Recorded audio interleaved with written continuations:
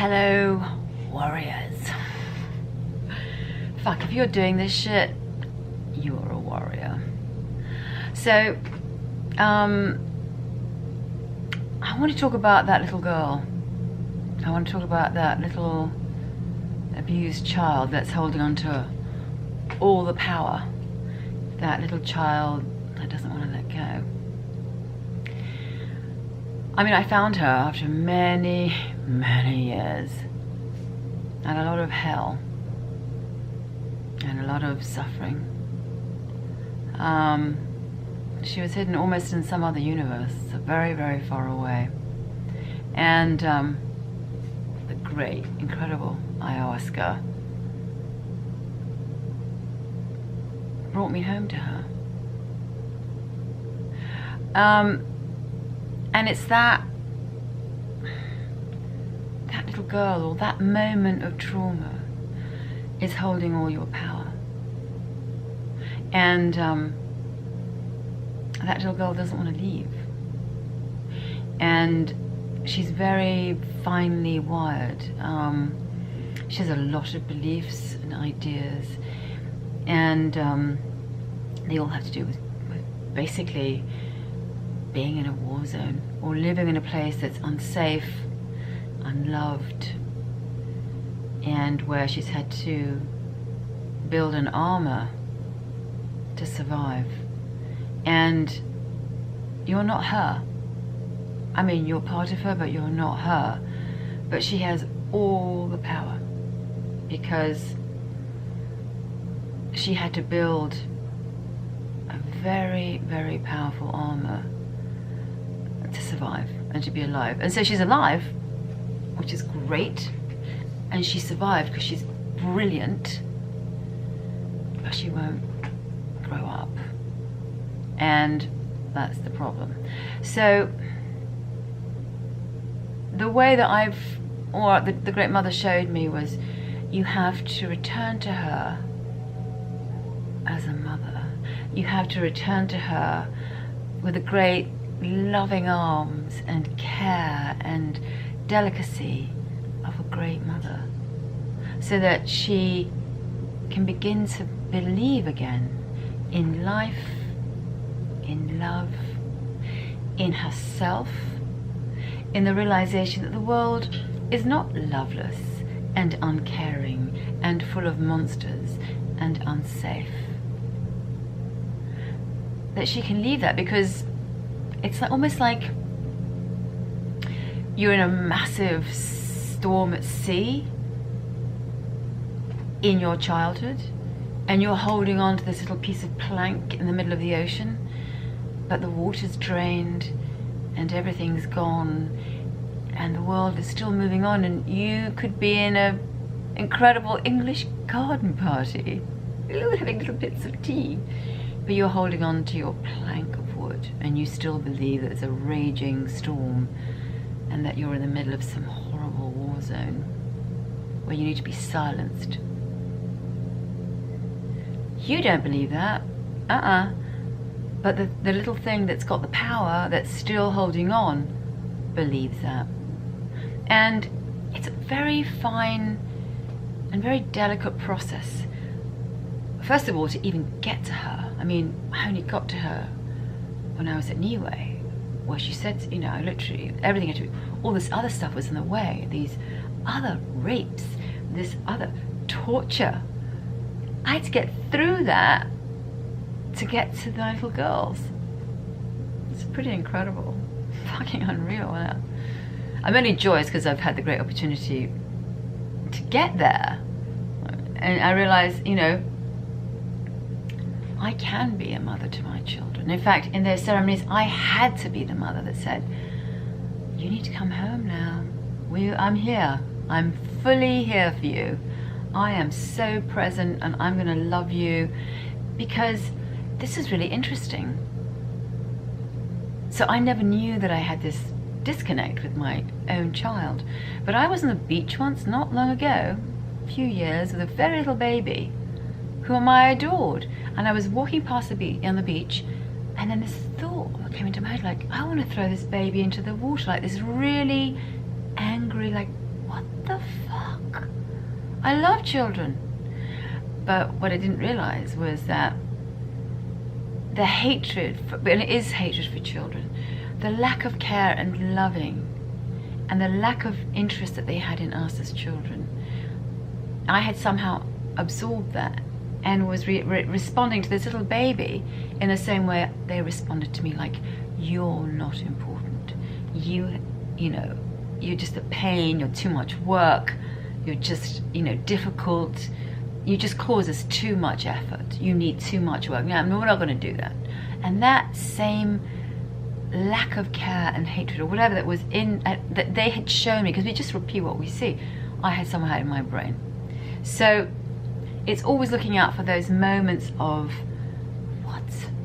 And that, I think that's a great thing about meditation. It allows you to have a viewing post and to say, and to really have a platform of viewing how everything's working. So she needs, that little girl that has all the power, needs a mum. She needs whoever, however that comes to you. But no one out there is going to do it. No boyfriend, no girlfriend, no, they're not going to get to that.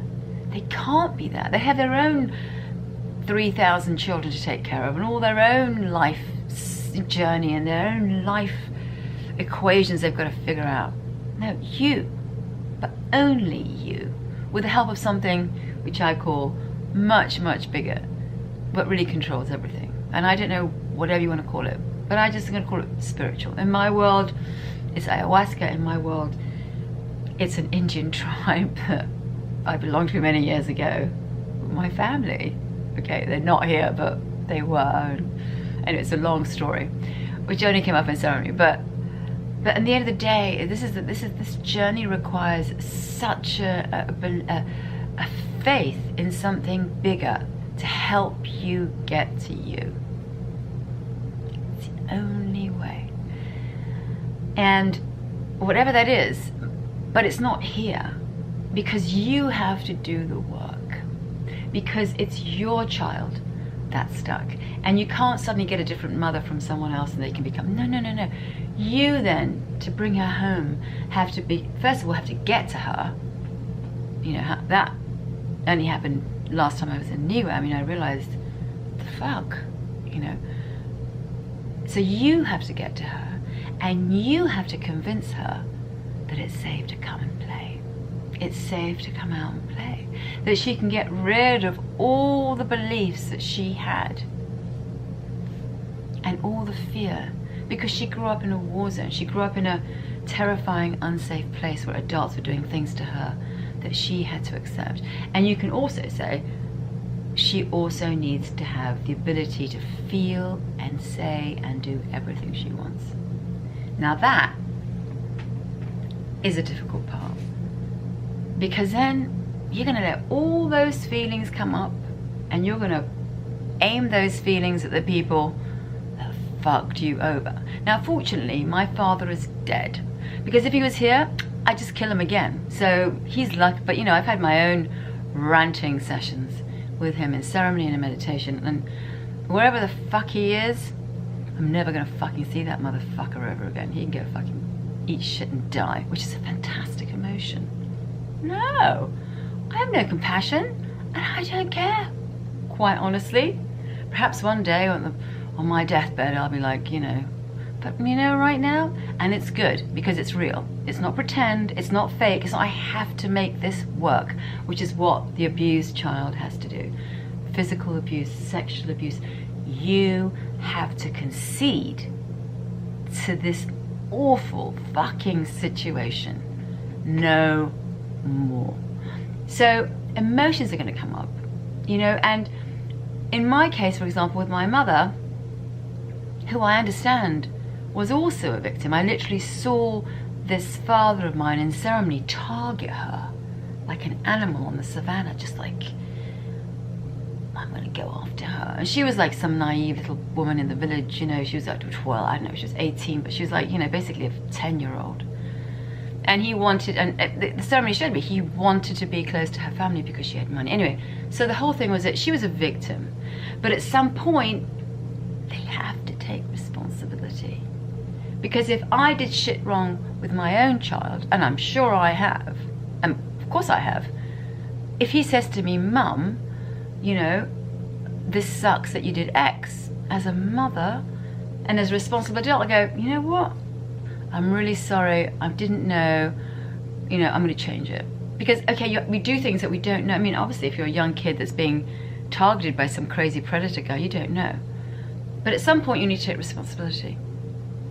So going back to those emotions about like feeling everything again, because a child, in order for her to leave, one of the great gifts to her is you can feel and you can rage and you can be upset and you can be happy. You can be all the things that are real to you. You might not like that human being. You don't have to like them. You don't have to hang out with them. You know, your brothers are assholes. They're assholes. I don't have to deal with them. I'm not changing them, right?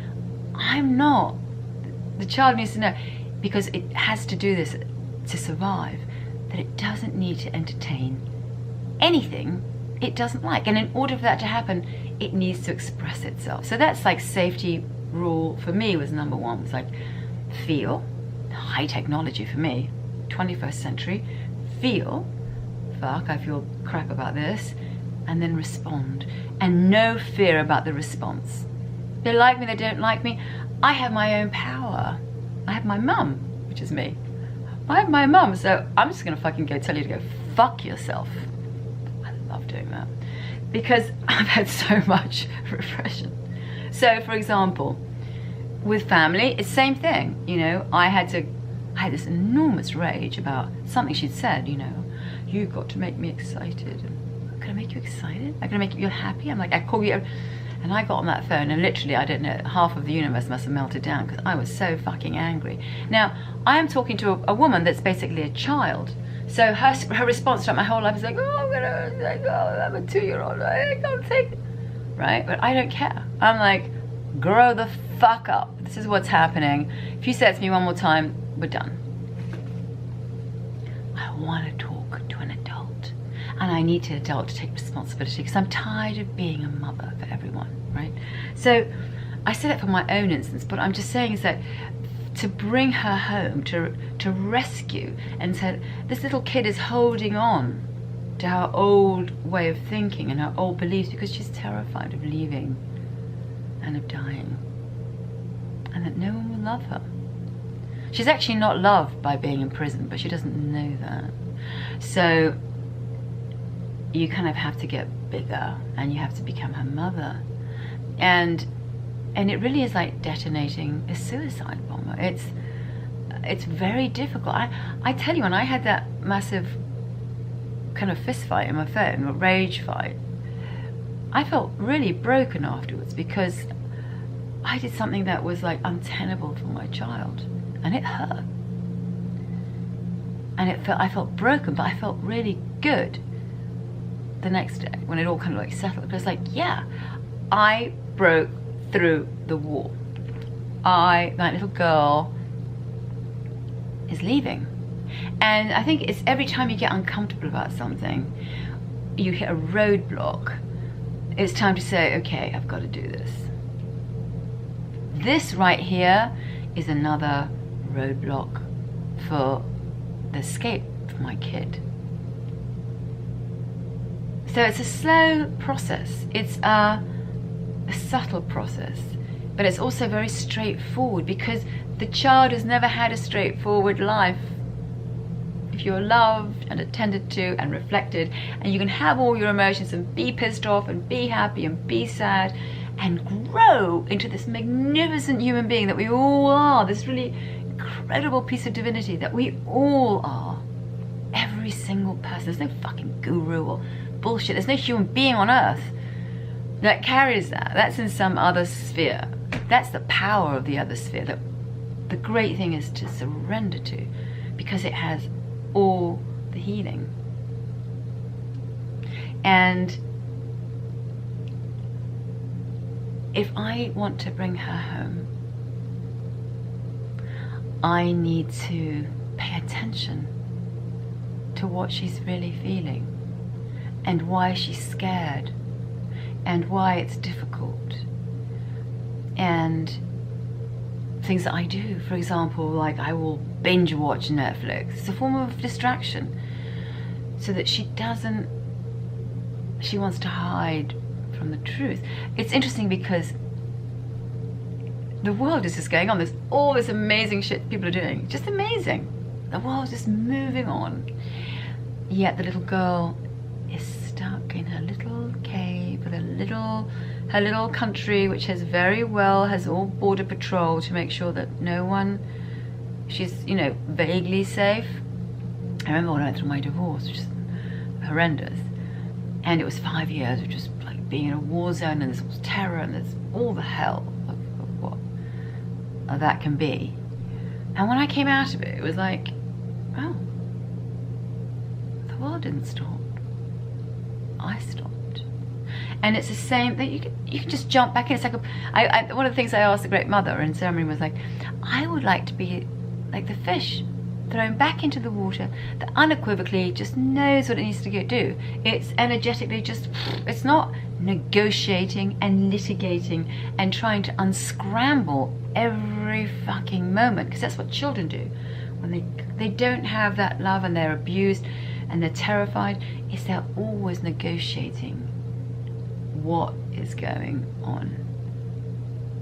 They don't trust.